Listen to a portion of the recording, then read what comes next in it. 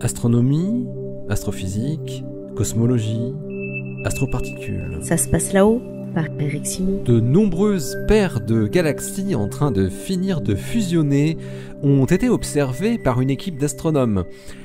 En regardant de très près le cœur des noyaux galactiques, ce sont des paires de trous noirs supermassifs très rapprochés l'un de l'autre que les chercheurs peuvent entrevoir par leurs émissions indirectes. Michael Koss de l'Université de Maryland et ses collaborateurs publient cette semaine leurs travaux dans Nature. Ils ont exploité des observations du télescope de l'observatoire Keck à Hawaï, ainsi que des télescopes spatiaux Hubble et Swift, sur plusieurs centaines de galaxies relativement proches, ayant une distance moyenne de 100 mégaparsecs, soit 330 millions d'années-lumière environ. Les astronomes ont d'abord cherché des trous noirs actifs, mais obscurcis, grâce aux 10 années d'archives de l'instrument BAT, Burst Alert Telescope de Swift, donc en rayons X durs. Ces rayons X, assez énergétiques, ont le grand intérêt de transpercer les épais nuages de poussière et de gaz qui entourent souvent les noyaux actifs de galaxies.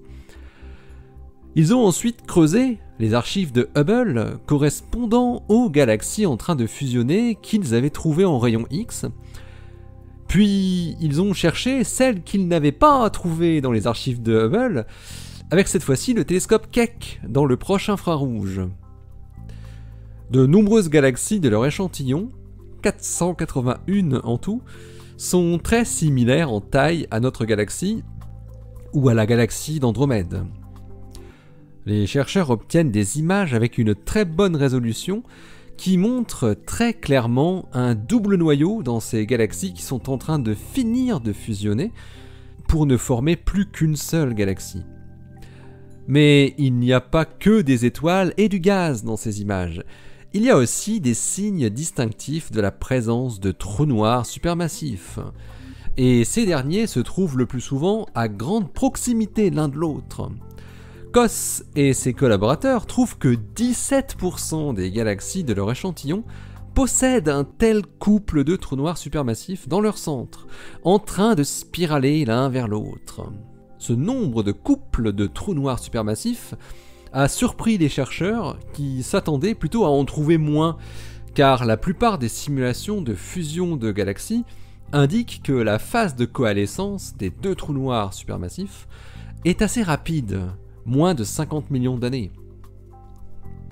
Les chercheurs ont conclu que les noyaux galactiques très lumineux qui sont trouvés dans des galaxies en interaction sont une signature de la présence d'une paire de trous noirs supermassifs en train de spiraler tout en grossissant au passage.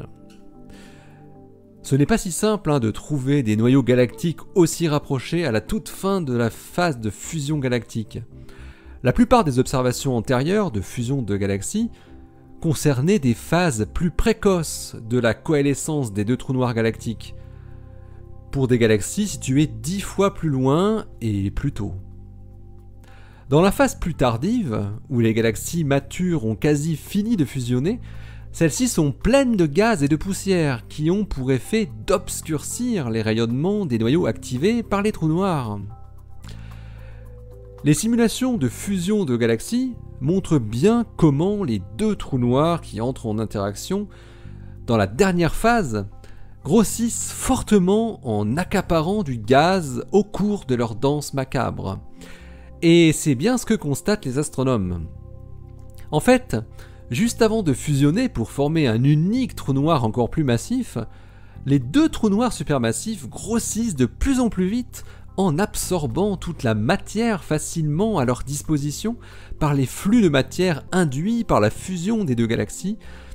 Et c'est une des façons d'expliquer les taux de grossissement très importants des trous noirs supermassifs.